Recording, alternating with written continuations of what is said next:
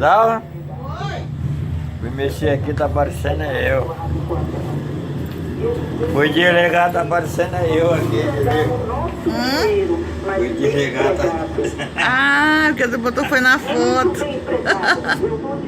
Tá gravando, Sebastião? Ah, Dudu, são tantas lembranças que eu não sei nem como te dizer. Eu lembro de tanta coisa que eu não sei nem como falar tudo. Bom dia, Eduardo. Lembrança boa, o aniversário dela. Uma lembrança das melhores que eu tenho. Quando eu levei ela pro Yankee Park, Valparaíso, ela disse para mim: meu filho, foi o melhor presente que eu já ganhei em toda a minha vida. Dona Dadá, Dona Dedé, meu cachorro quer café. Dona Dadá, Dona Didi, meu cachorro entrou aí. Dona Dadá, Dona Dodó, meu cachorro quer socorro. Dona Dadá, Dona Dudu, meu cachorro quer caju, minha gente. E o dia na casa da Dona Caçula começava assim. Quando eu tô chegando assim no Cantanhede, que eu viro ali o canto, que eu chegava, ela dizia assim pra mim: Ê, lindinha, tô aqui, minha filha, te esperando, batendo a mãozinha. Eu lembro da gente, de eu ajudando ela a fazer coroa. E aí ela dizendo desanimada que o povo não queria dar o valor, não queria pagar o preço. Aí eu disse para ela: mãe, mostra para ele seu dedo cheio de calo. Que ela ficava com o dedo cheio de calo. E ela dizia: minha filha, não quero saber disso não. Ela no quintal, sempre arrumando alguma coisa, sempre trabalhando, né? Sempre trabalhando, sempre. Ou era fazendo uma flor, já se preparando para finado, mas ela estava sempre trabalhando. Eu me lembro de quando eu chegava do banco com o dinheiro dela, a gente sentava assim na cadeira, nós duas.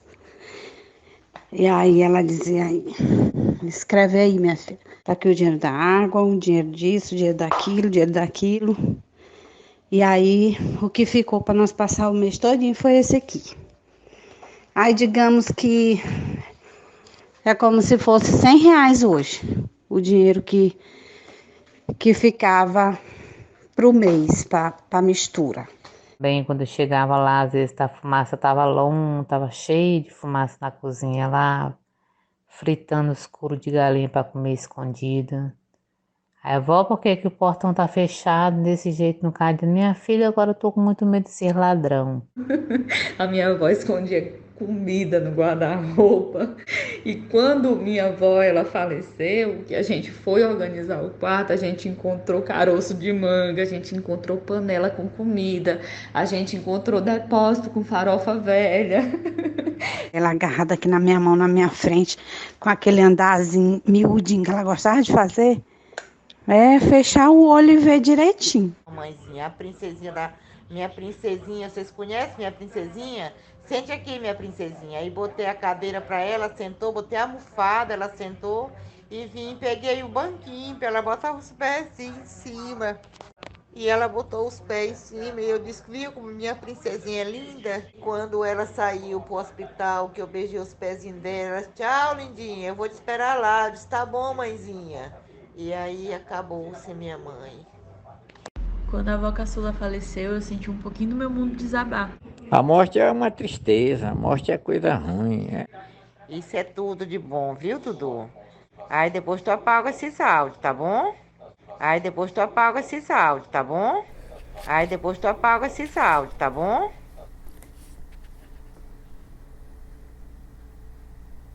Primeiro dia.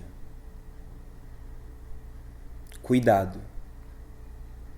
Cuidado ao ouvir as próximas palavras de umas tantas páginas carregadas de dor e agonia, felicidade e saudade.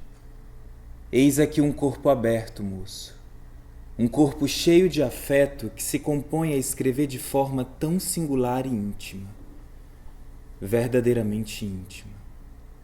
Desculpem-me se por hora as páginas estiverem um pouco borradas. Afinal, quando se mexe na memória, aguça o coração. E saudade faz nosso peito gritar, arder em chamas, desejar abraçar. Ah, meu amor, como eu queria um abraço teu. Um abraço daqueles apertados, aconchegantes e carinhosos, daquele jeito sereno e confortável que me fazia não mais querer sair dos envoltos dos seus braços. E aqui permanecer. Permanecer é algo forte de se falar, pois não basta você querer, porque um dia o tempo vai levar.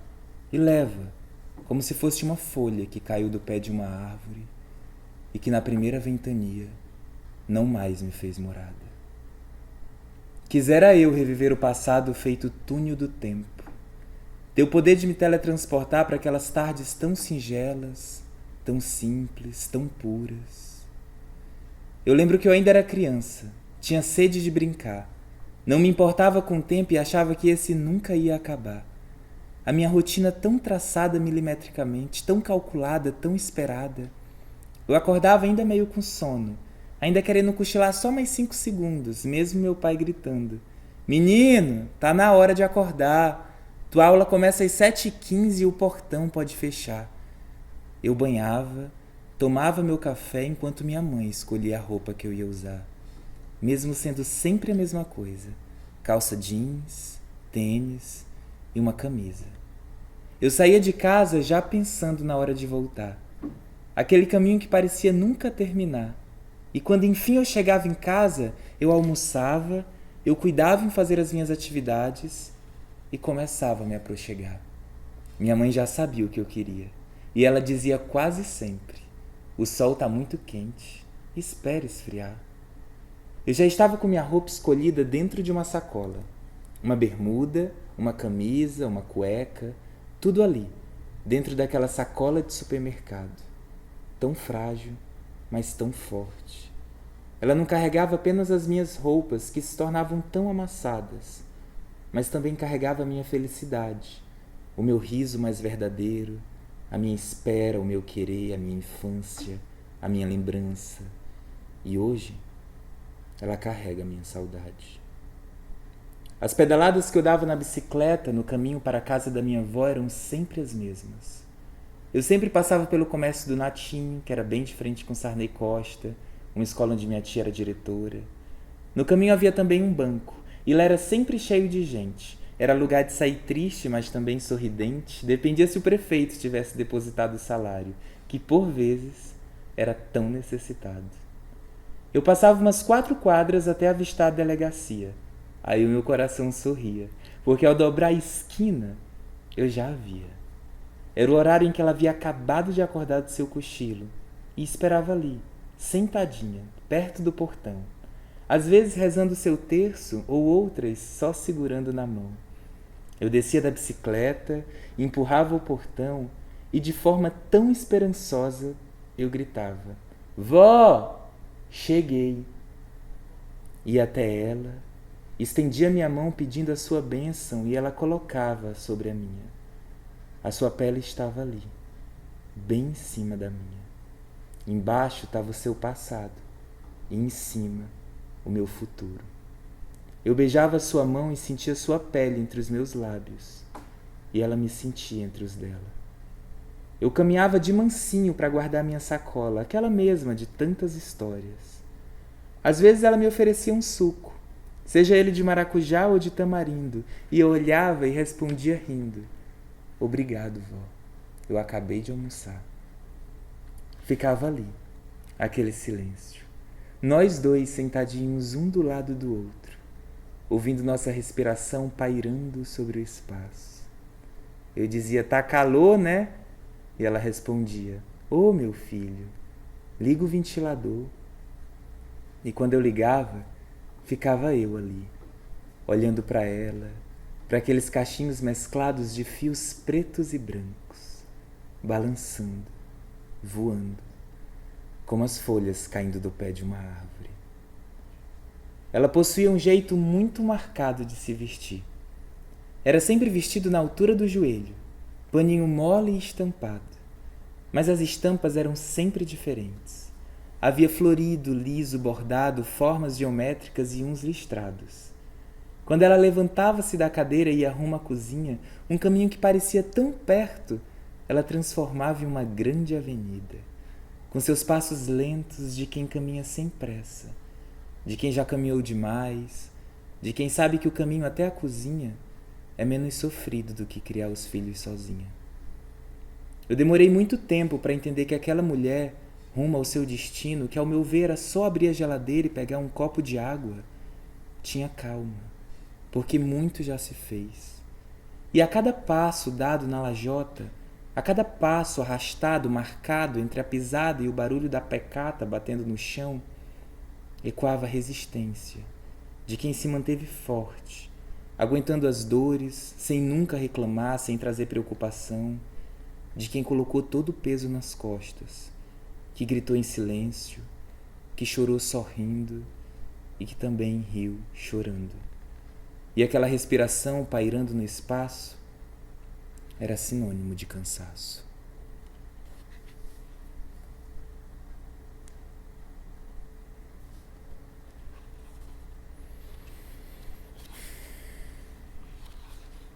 Quinto dia. Eu sempre fui alguém grande, desde quando ainda era uma criança. O povo lá da rua falava que não tinha como eu ser pequeno, porque olha o tamanho dos teus pais. Eles são altos, e eu, naturalmente, tinha que ser também. O meu pai é gaúcho, e bem sabe que sulista é terra de gente alta. E a minha mãe, minha mãe é maranhense mesmo, de repente alta. Nasceu para contrariar o pensamento dedutivo de que maranhense e gente desprovida de tamanho são sinônimos.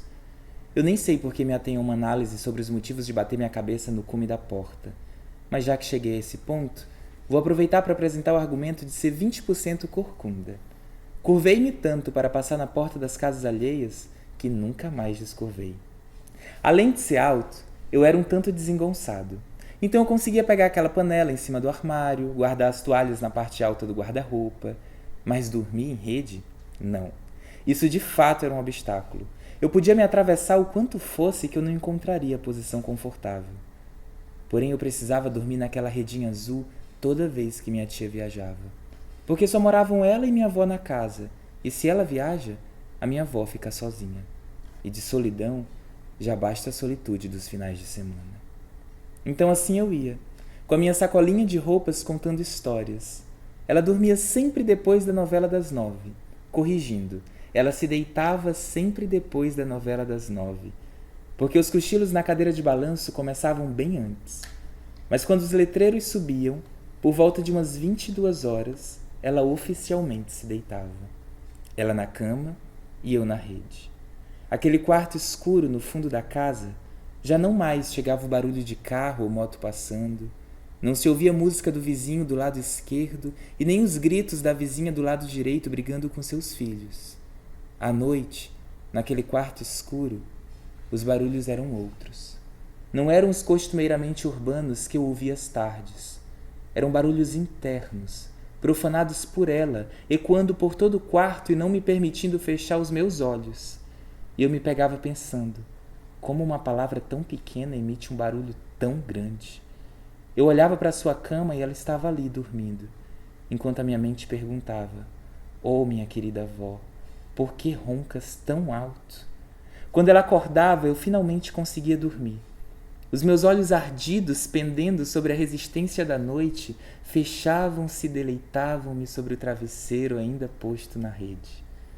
Sorte a minha que interior é terra de gente que acorda cedo. E assim era. No mais tardar às 5h30 ela já estava de pé, rezando seu terço ou passando café. Não importa o a fazer. A postura de prontidão de quem acorda cedo porque tem sede de viver. Vivia a repetir que quem dorme muito acaba vivendo pouco. Quando eu acordava do meu cochilo matinal, ela estava lá, caladinha, sentada na sala sobre as frestas de sol que entrava pela casa iluminando seu rosto. Ela olhava para mim e avisava-me que o café estava sobre a mesa. Naquela hora eu havia vencido.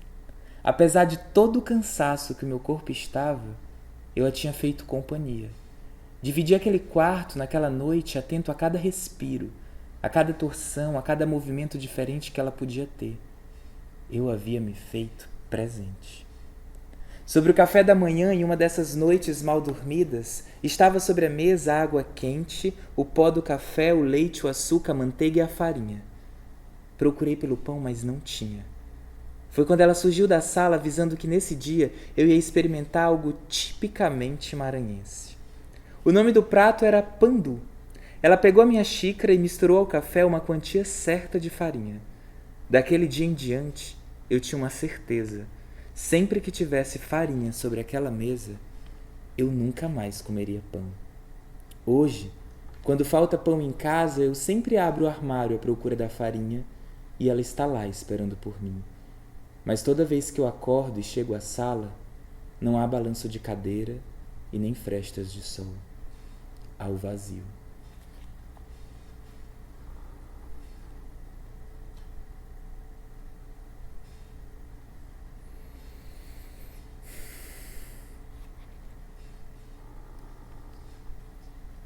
Sétimo dia. Um vagalume. Ela foi isso. Um vagalume.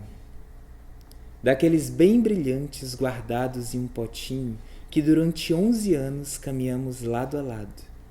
Todas as tardes, sentados na porta, contando e ouvindo histórias. A minha avó adoeceu. Foi levada para a capital na busca de alguma saída. Foi internada sem saber o motivo. Eu não podia vê-la. Ninguém levaria uma criança no leito de um hospital. Fechava a porta do meu quarto e rezava para todos os santos que eu sabia. Fazia promessa, podia ser o que for. Eu só queria te tirar dali. Chegar à Rua de Santana e avistar a senhora rezando o seu terço. Te abraçar como quem abraça uma árvore no meio de um vendaval. Aceitar o seu suco de tamarindo mesmo eu tendo acabado de almoçar. Dormir contigo sem reclamar quantas vezes fosse necessário. 3 dias, 1 semana ou 1 ano. Eu só queria estar do teu lado, é tão difícil de entender. Não me deixa, vó. Eu te espero de braços abertos. Por que você não volta? Por que você não volta, vó? Por que não me responde? As pessoas estão me olhando com uma cara triste. A minha mãe está chorando muito. Eu não quero ouvir o que ela tem a dizer. O meu coração sabe, o meu coração chora. No dia 20 de novembro de 2011, ela chegou. E de todas as formas que eu imaginei ela voltando, eu não esperava que ela estivesse de branco, sendo carregada deitada em uma cama tão diferente. Eu queria sorrir quando eu te olhasse, mas agora o meu coração chora. Ela está no meio da sala e todo mundo ao redor se compadece. Eu vou ao seu encontro. O semblante já não é o mesmo. Eu beijo a sua testa e a sua pele fria faz escorrer lágrimas pelos meus olhos. Eu nunca tinha perdido alguém tão próximo. Eu não sabia o que era morte. A sensação da eterna despedida, o desespero do nunca mais. Quando uma pessoa que você ama morre, um pedaço de ti morre junto também. Porque amar alguém é sobre se fundir. E naquele dia um pedaço de mim foi embora. Eu soube na hora que eu te olhei pela última vez, quando anunciaram que o caixão ia fechar. Eu corri até você e te olhei tentando memorizar todos os traços do teu rosto, todas as linhas de expressões, todos os cachinhos mesclados de fios pretos e brancos. Eu te olhei com tanta saudade, com tanta tristeza, com tanta dor, com todos os olhares que tu olha alguém que tu ama muito, indo embora para o nunca mais. Eu te olhei ali, pela última vez, deitada, e não era a maneira que eu esperava.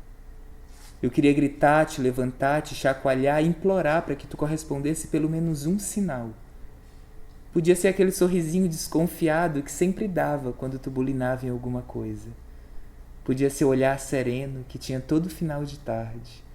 Um aperto de mão, uma bênção. Podia ser o ronquinho que eu tanto me incomodava. Mas ao contrário disso, uma mão triscou no meu ombro e disse que era chegada a hora. Me disseram que ali era só o teu corpo, que era só a matéria, que você já tinha subido, já estava no céu, que a senhora ia ser feliz para sempre, vó.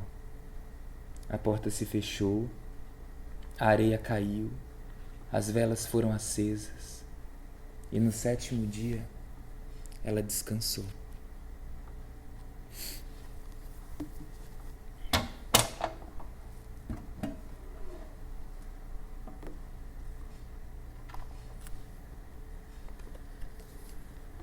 Essa é Dona Caçula. Essa foto representa muito a gente. Eu, ela, sentado numa cadeira de balanço, na porta de casa, ouvindo e contando histórias. A nossa conexão sempre foi assim.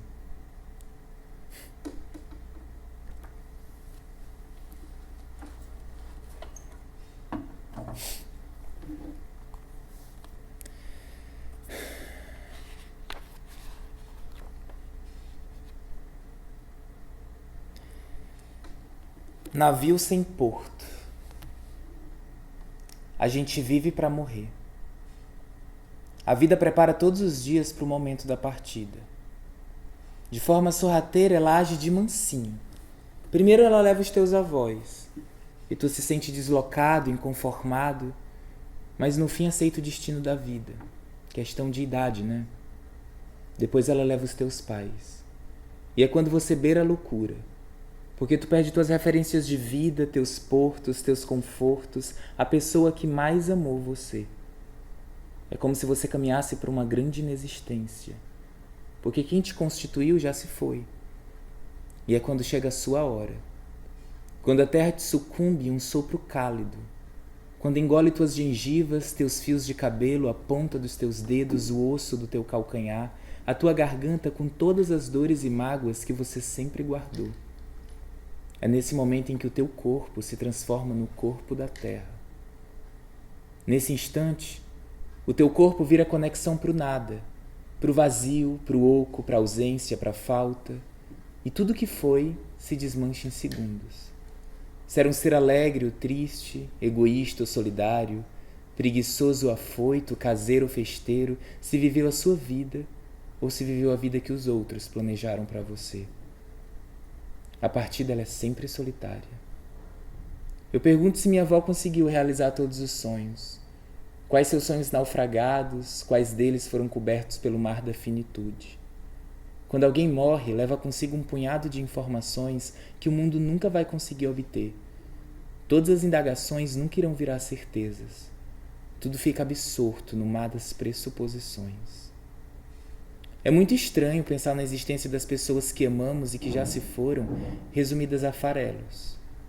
Por outro lado, sempre que eu penso na minha avó, eu ressuscito ela um pouco, porque eu ativo as memórias da sua jornada aqui na Terra. E por vezes parecem tão reais que eu consigo sentir o seu cheiro quando eu sento na porta de sua casa. Talvez agora eu vá contra todo o eixo que norteia esse livro. Talvez eu nem acredite mais na morte, porque minha avó está viva dentro de mim. E enquanto eu existir e preservar essas memórias, ela permanecerá aqui, entre o espaço que eu ocupo e o espaço das minhas lembranças. Percebo que mesmo inconsciente eu tardo a morte da minha avó. Porque com esse livro eu construo uma imagem detalhada e viva na cabeça do leitor, ao mesmo tempo em que reativo todas elas que já estavam em mim. E que a cada passo que dou vão se fortalecendo. Os nossos antepassados dizem muito sobre o que a gente foi, mas diz bem mais sobre o nosso futuro. E aqui eu não me prendo em detalhes físicos. Eu nunca disse aqui a sua altura, se pintava suas unhas ou não, qual o tamanho de seu pé ou se em suas mãos haviam anéis. O que importa é a relação que construo com ela, porque quando lembro da sua feição me bate saudade, mas da nossa troca eu sinto reconforto. E é por isso, pelo medo de lhe perder pelo caminho ou pela tentativa de não perder suas memórias quando a terra me comer, que eu faço das minhas palavras escudos de preservação contra o tempo. Que mesmo quando eu me for, a senhora permanecerá, dando para o meu filho o mesmo acalanto que deu para mim. O mesmo abraço, os mesmos olhares, os mesmos aconchegos que o meu corpo sentia vindo do seu. O meu filho que um dia virá, ao ler essas palavras, conseguirá sentir o quão grande foi a mulher que ajudou em minha criação, que me deu lições de humanidade e que formou boa parte do meu caráter. Eu estou lhe munindo, vó, contra as investidas do tempo. E ainda que esse livro amarele suas páginas, ainda que os cupins usem de sua capa como alimento, ainda que vá parar na estante de um sebo aleatório pelas ruas do centro, mesmo assim, eu cumpro a minha missão. Embora meu filho não chegue a ler ou que eu sequer tenha filhos, há nesse mundo algum neto que chora pela partida de sua avó. pela falta dos bolinhos de goma feito em um fogão 4 bocas. E nós estaremos lá, vovó, juntinhos, como sempre foi, confortando aquele neto. Porque sempre que um neto perde sua avó, eu perco um pouco da minha também. A escrita me deu a consciência de que nossos caminhos, dona Caçula, não se findaram com a sua morte. Você permanece aqui, me ajudando nessa caminhada dolorida da vida. E eu tenho as canelas compridas e que me permitem dar passos bem largos. Mas às vezes, quando eu estou andando pelas ruas, eu desacelero os meus pés. Eu lembro de nossas caminhadas voltando da igreja e o mesmo silêncio daquele momento chega até mim.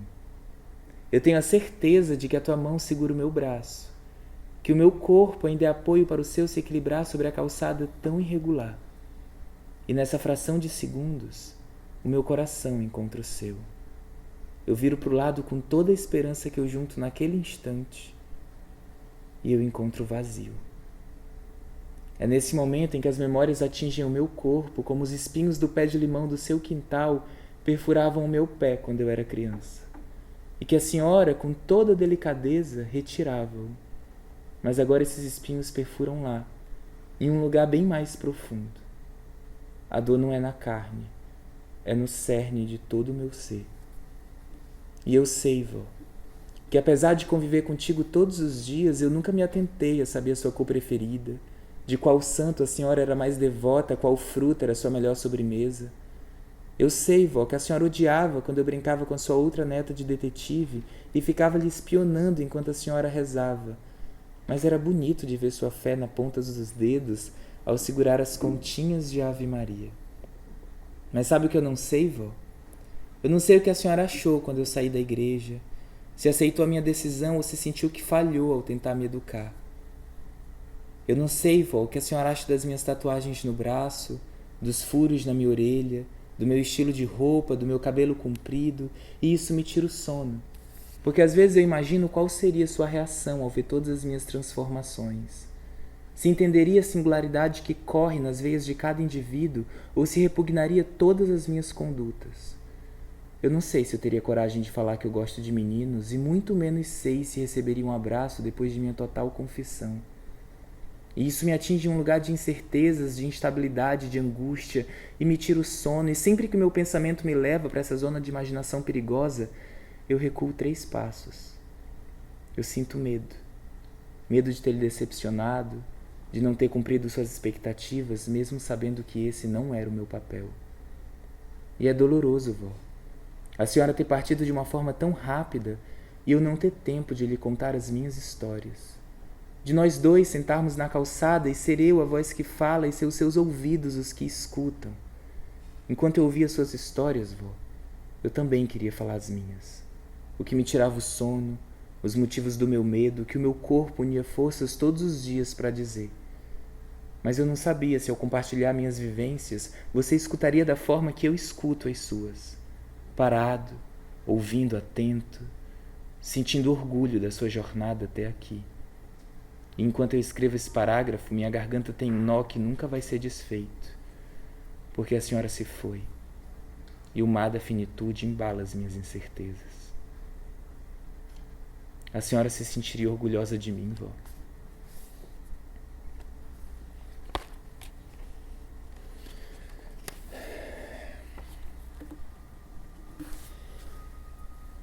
Esse é o último capítulo do seu livreto. Eu resolvi fazer essa dedicatória como um processo de cura, já que eu demorei muito tempo para digerir tudo o que me aconteceu. No dia 20 de novembro de 2011, eu não tinha ideia do tamanho da confusão que a sua falta ia fazer na minha vida. Eu lembro que quando a minha mãe e o meu pai entraram pela porta da casa do meu avô, sentaram ao meu lado em um sofá cinza, os seus olhos vermelhos e o seu choro entalado, eu já sabia o que tinha acontecido. E a primeira coisa que eu falei depois de chorar muito foi uma pergunta: o que será da minha vida? E durante muito tempo eu voltava a me fazer a mesma pergunta. Quando chega o Natal, eu sinto a sua falta. Quando eu vou à sua casa, eu sinto a sua falta. Em todo aniversário meu, quando eu vou partir o primeiro pedaço de bolo, eu sinto a sua falta. Em qualquer momento da minha vida, eu sinto a sua falta. Eu nunca deixei de sentir. Eu passei esse tempo todo digerindo o fim, me conscientizando de que as partidas acontecem e que, apesar de como dolorosas são, elas precisam acontecer. Hoje eu termino de mastigar essa história, de digeri-la e tentar não mais sofrer ao lembrar, mesmo que depois de 9 anos, que eu não posso mais te dar um abraço. Esse é o ciclo que se encerra. E ao se encerrar, eu lhe eternizo nas memórias de quem possa ler, ouvir, a demonstração de todo o meu afeto por ti. Já que não és mais matéria, eu resolvi te materializar de outra forma. E eu vou te fazer presente para os que vierem depois da sua partida. Hoje eu deixo a senhora ir, velejar outros mundos, conhecer novos povos, ser abrigo e abrigar outros seres. Hoje eu desamarro esse laço que eu tanto me prendi com medo de te perder e perder o que foi a gente. Eu fecho os meus olhos e eu te entrego ao mundo. E sorte daqueles que desfrutaram da tua presença e que agora poderão te ler. Termino por aqui falando o que a senhora nunca me disse e o que eu também nunca lhe falei. Eu te amo, vó, e eu sempre te amarei muito. Até breve.